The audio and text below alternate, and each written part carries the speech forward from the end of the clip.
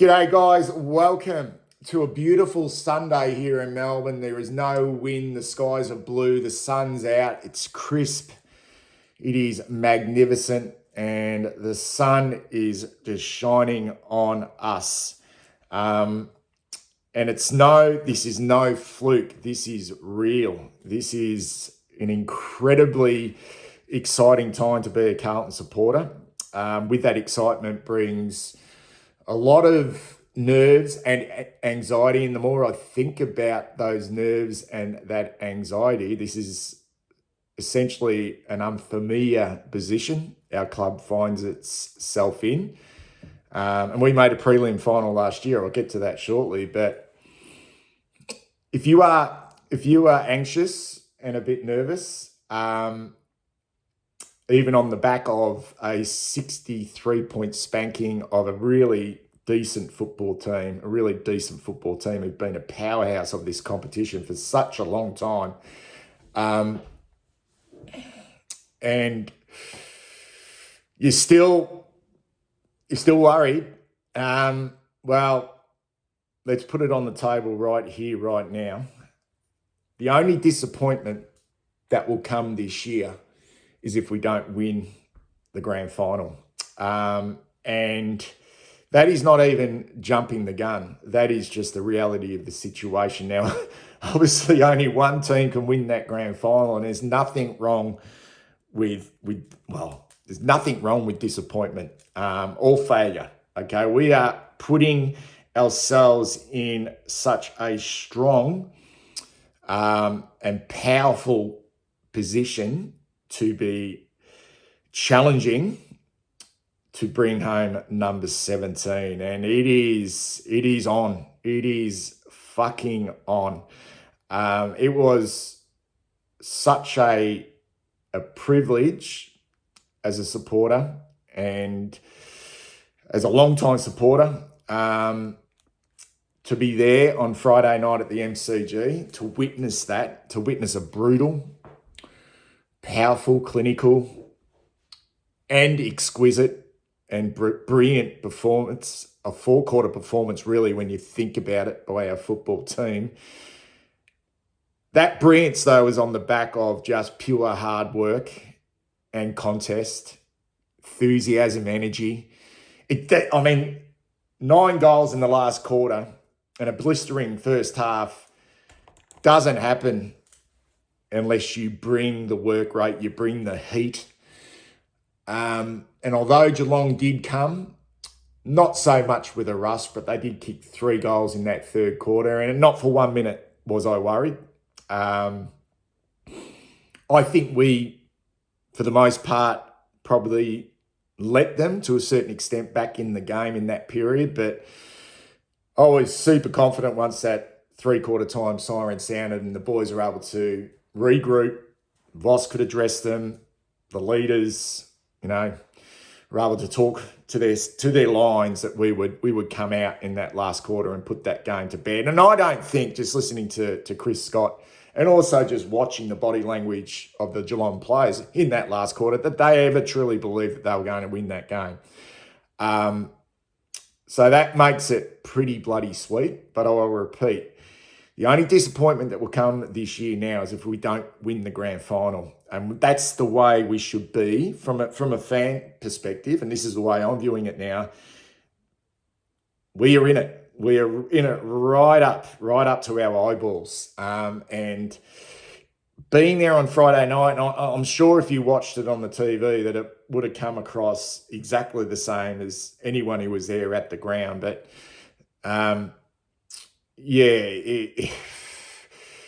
it was an outstanding display defensively, first and foremost. I wanted to know what we had learnt from the last time we played Geelong in round 7, and there it is right there, right now. We conceded 118 points to a really efficient and clinical Geelong outfit in round 7, but to only allow them to kick 75 points and then for us to be super efficient, which we weren't in round 7, against a team really that wasn't any different on paper. That is improvement right there, right now. Every line was dominant for the most part. The pressure, the work rate, outstanding. That's where it starts, at the contest, at the source.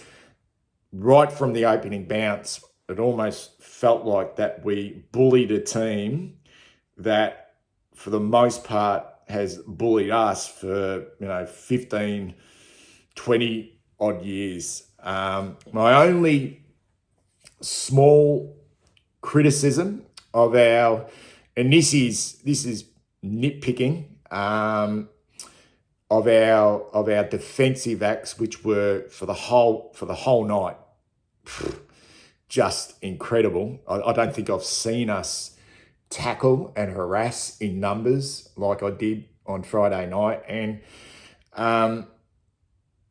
Geelong couldn't bring the heat. It felt like they weren't capable, so we were on them straight away. But the only time they got some real looks and they looked a little bit dangerous felt like we were at times a little bit overzealous with our defensive acts. And what I mean by that, when a Geelong player had the ball, we were swarming on them in numbers, which allowed them to flick the ball to a loose player on the outside, leaving us a little bit exposed. But at the same time, I think that there was a lot of perceived pressure on Geelong in the regards to the way we played, and we did break them. We broke them, obviously in that last quarter, but I think we broke them early in that they made a lot of uncharacteristic mistakes because we were just too brutal for them. So absolutely outstanding. I mentioned the fact that the only disappointment now will come if we don't win the grand final this year. But there's obviously some variables with that. And the big one for me is, like any team that's truly in the mix, it's got to stay healthy.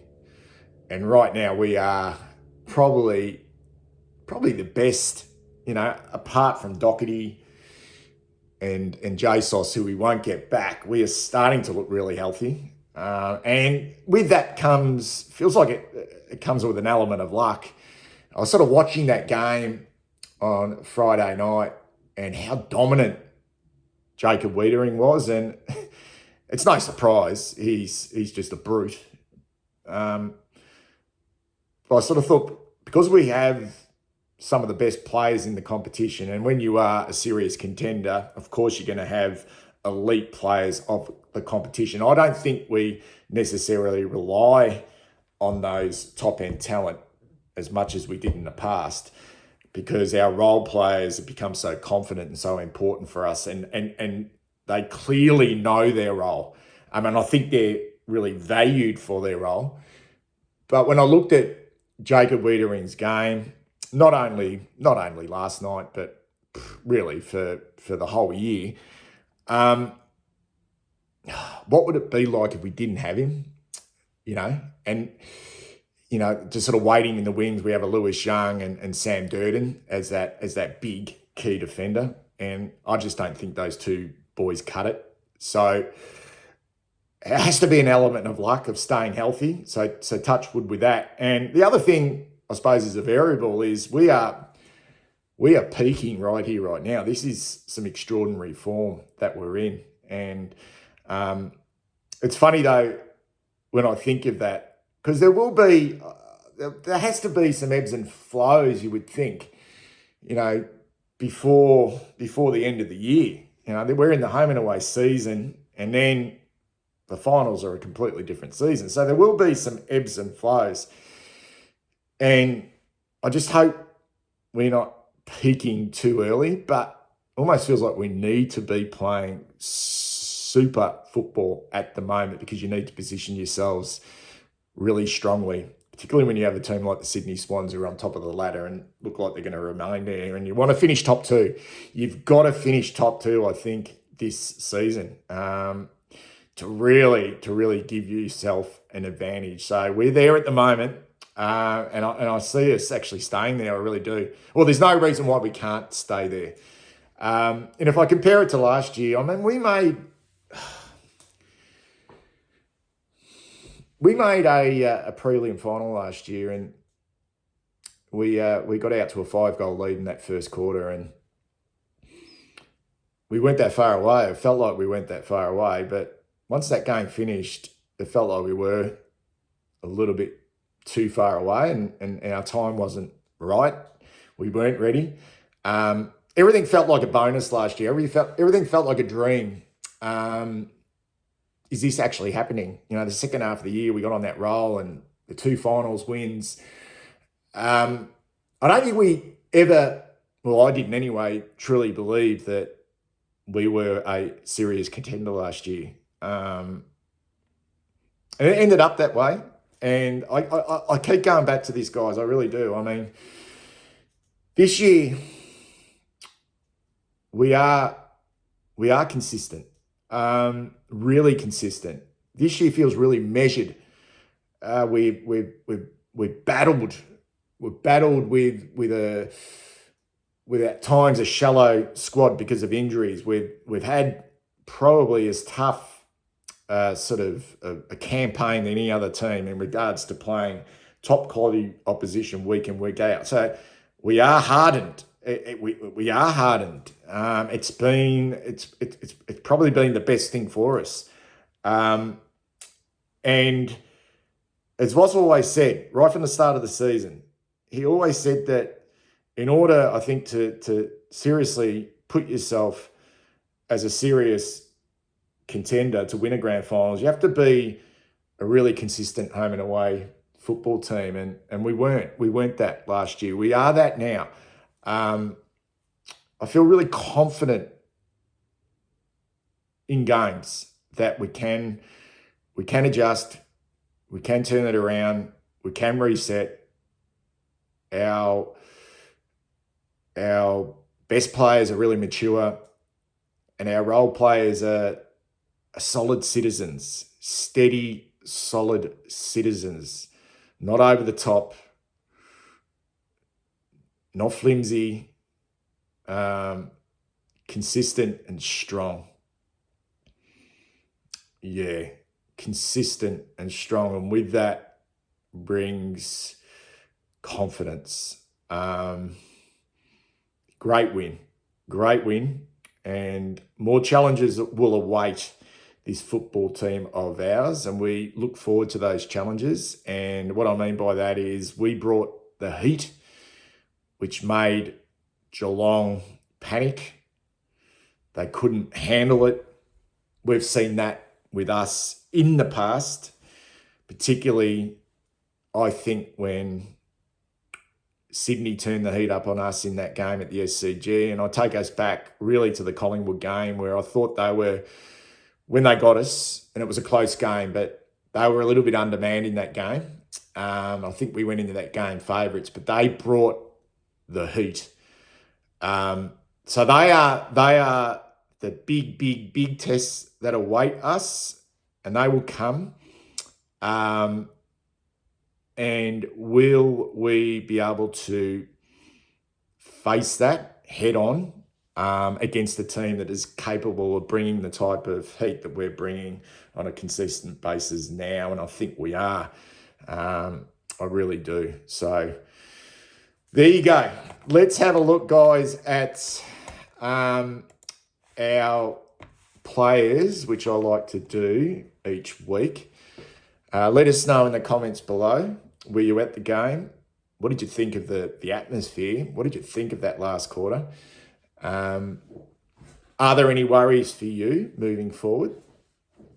Are you sort of thinking along the same lines of me now, that the only real disappointment now will be is if we don't win the grand final this year? And yeah, I mean, you have to see it that way. That's the way you should be seeing it. Blake Acres, outstanding again, drifted forward, kicked a great goal, big contested mark, important goal, 347 metres gained, 24 touches, 4 tackles, was just super, controlled his wing. I think Geelong's wings had the better of us last time we played them. They didn't have a huge impact this time around. I think I didn't mind Dempsey's game, thought he was okay for Geelong, but Acres sort of had the Tui wing. Didn't think Tui had a great game, I think he kicked their first goal, but Akers was super again. Really good. Thought Boyd was solid. Didn't feel like their smalls really got into the game. Probably didn't have the opportunities. Lack of opportunities. They did get up the ground, tried to get involved. Mize was busy, really busy, but Close and Stengel were really quiet. Boyd, they sort of rotated our small defenders, and Boyd was just really solid all night. Cincotta just once again just played a really important role, and he's become more than just a shutdown player. I think the fact that he's so flexible and who he can play on. I mean, he's been a midfield tagger, now a defensive forward tagger, and hit the scoreboard. And not just any old goals too, really clinical goals, both from set shots, both from marks. I mean, one from a turnover, I think it was from College Asney, and another mark where he led into the pocket and Stewart didn't show him a lot of respect. He was able to kick that goal. And he set up some goals. He's so good at ground level, and he shows that he's capable, really clean and fast and powerful, and another solid citizen, been a great pickup for us. Lockie Cowan, great to see him kick that goal in the last quarter. It was just such an exciting moment. And when he kicked that goal, and I probably alluded to it in my thumbnail, guys, is symbolically, and it's a dangerous thing to do because Geelong is such a great club, and they've still got some absolute quality in that football team, and it's dangerous, but it's just felt like symbolically a changing of the guard this game. If I'm sitting there as a Geelong supporter, I'm looking at Carlton going, fuck, they're finally here, this mob, and we are probably on the way down a little bit. It just felt like that, the passing of the baton, changing of the guard. And when Cowan kicked that goal, there would have been a lot of Geelong supporters that were going, fuck, who the fuck's this kid? Like he's just tackled his ass off all night, 8 tackles, hard at the contest, and then he drifts forward and kicks a great goal. Big moment in the game. Cripps, enormous. I mean, forget about the disposals, 41 touches. He didn't take a mark. 27 handballs, but he looks fit. His speed. My only slight criticism of Patrick Cripps was he was bursting away from stoppages and getting out the front, and he had a lot of ground in front of him to maybe take a bounce and even drive that ball a little bit further inside forward 50. That was my only slight criticism on him. But 41 touches, his work rate was incredible.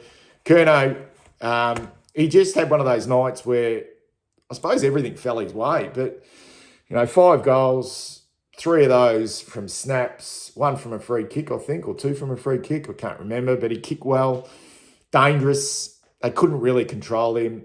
I didn't think he was over the top with any of his celebrations either. I thought he probably just recognises that we've got a job to do. This club's got a job to do. It's not necessarily about him winning a Coleman medal. I felt last year it was a little bit about that. Well, that's probably unfair, but it was a little bit at the end of that home and away season last year with a little bit over the top with getting him his Coleman medal. But I feel like that's really just, it doesn't really matter who's winning the Coleman. It doesn't have to be Charlie Curnow. I just felt like he's a little bit more measured in his celebrations. TDK, what can you say? I mean, it was great to watch him going up against his brother Sam. It was a highlight, and I actually thought Sam battled on really well. And after half time, he actually showed a little bit. Was taking some contested marks around the ground, but Tom just really bullied him at the start of that game and set the tone. And he just continues to grow, and his work rate around the ground. He's 34 hit-outs, 25 touches. I mean, they're the disposals. When you think about the clearances as well, 7 clearances, they're the disposals of a midfield.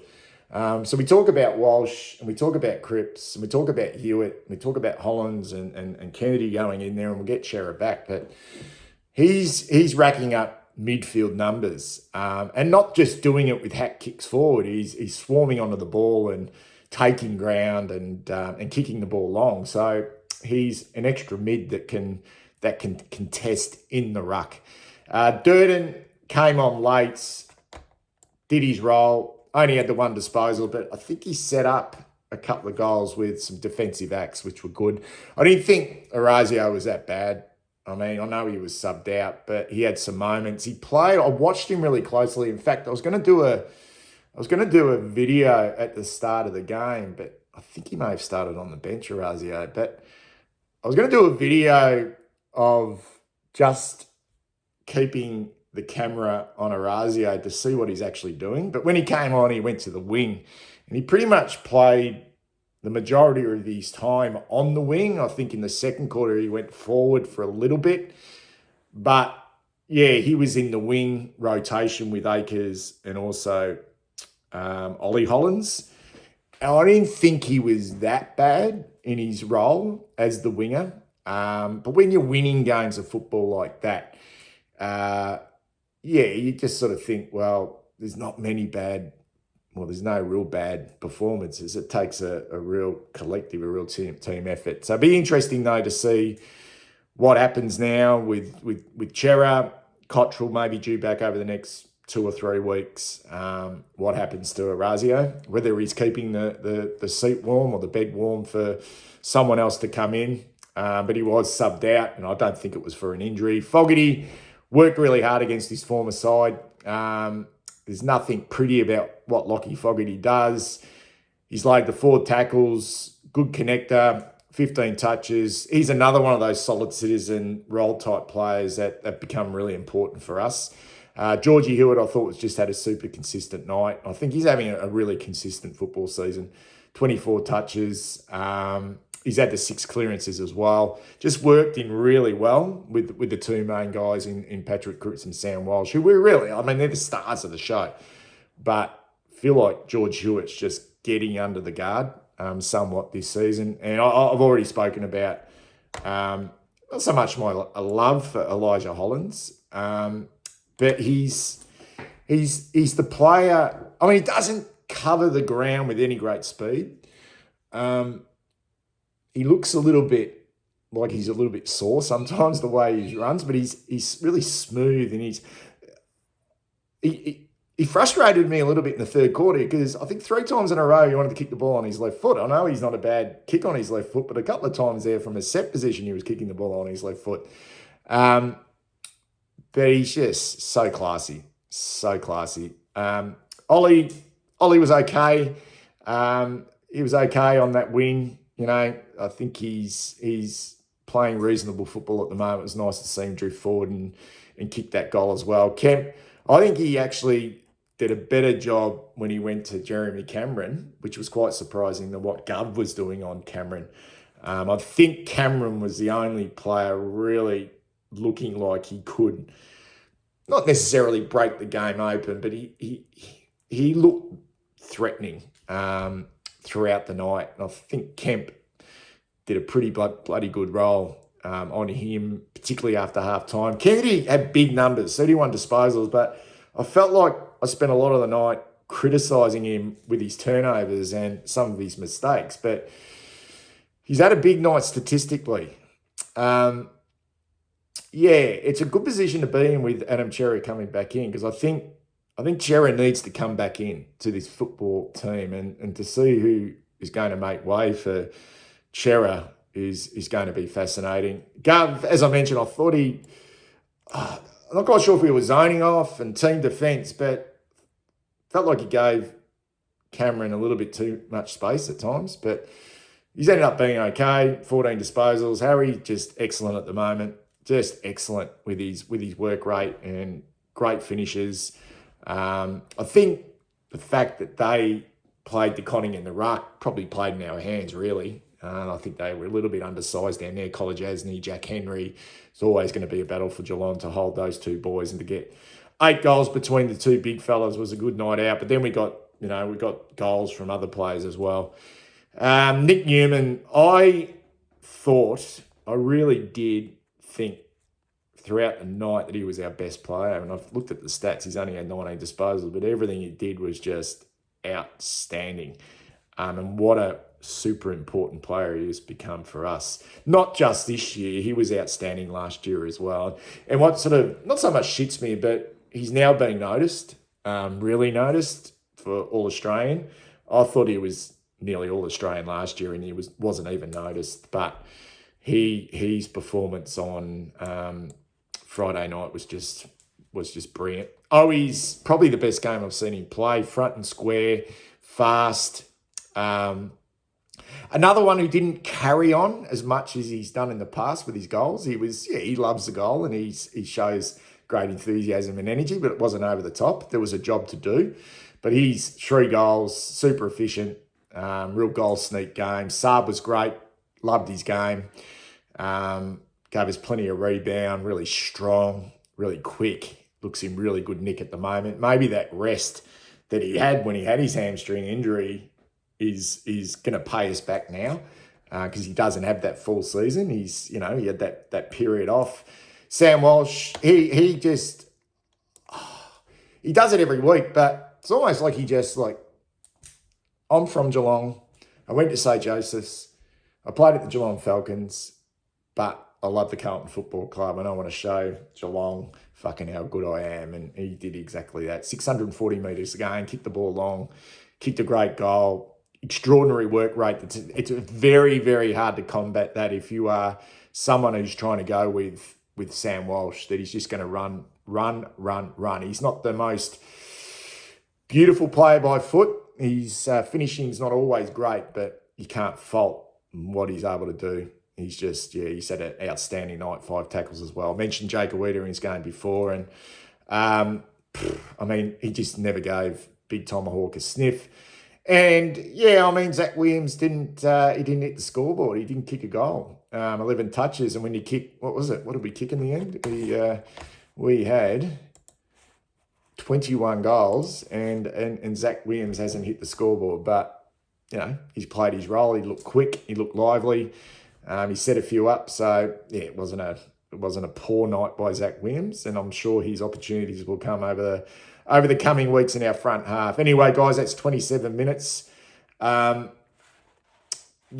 keeping a lid on things anymore. We are right in the window of winning number 17.